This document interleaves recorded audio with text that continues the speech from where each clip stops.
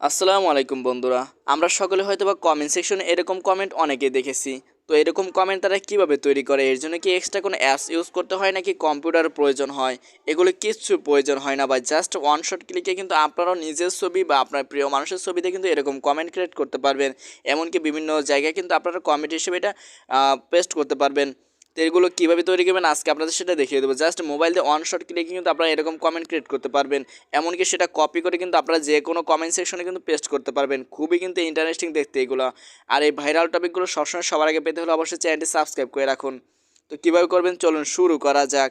Hello বন্ধুরা, welcome to the new video hdtechbd channel.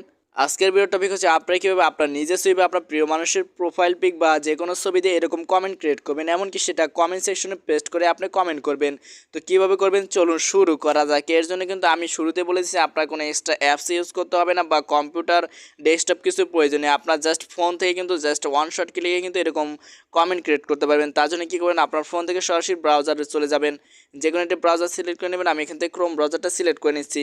নেওয়ার পর আপনারা কিন্তু এখানে সার্চবার পেয়ে যাবেন, সরাসরি সার্চবারে চলে যাবেন। আমি এখানে সার্চবারে চলে গেলাম। সার্চবারে আসার পর কী লিখে সার্চ দেবেন সেটা দেখিয়ে দিচ্ছি। এখানে জাস্ট ASCII জেনারেটর লিখে সার্চ দেবেন। আমি আপনাদের ভালো করে দেখিয়ে দিচ্ছি কী লিখে সার্চ দেবেন। ASCII জেনারেটর লিখে সার্চ দেবেন। ওকে, এটা লিখে সার্চ দেওয়ার পর আপনাদের কী করতে হবে সেটাও দেখিয়ে দিচ্ছি।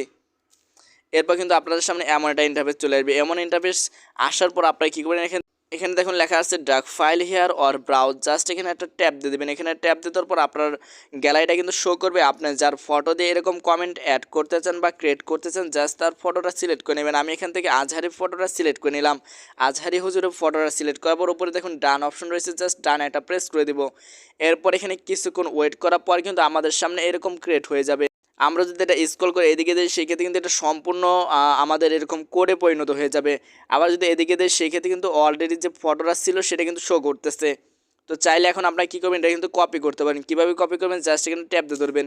যে কোনো একটা জায়গায় ট্যাপ দিয়ে ধরার পর কিন্তু আপনাদের কপি সেকশনটা চলে যাবে। আপনারা সম্পূর্ণটা কপি করে নিতে পারবেন।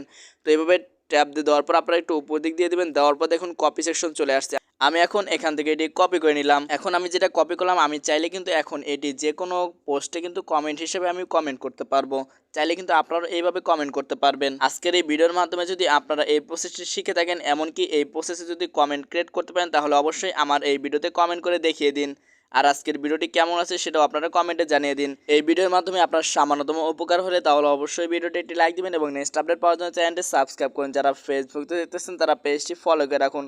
আর অবশ্যই এই ভিডিওটি সবাই আপনার বন্ধুবান্ধব যারা আছে তাদের কাছে শেয়ার করে দিন। এমনকি যারা ফেসবুকে দেখতেছেন তারা আপনার টাইমলাইনে শেয়ার করে দিন, যেন আপনার বন্ধুরাও আপনার পোস্টে এরকম কমেন্ট করতে পারে। তো দেখা হবে পরবর্তী ভিডিওতে। এতক্ষণ সাথে থাকার জন্য ধন্যবাদ। আসসালামু আলাইকুম ওয়া রাহমাতুল্লাহি ওয়া বারাকাতুহু।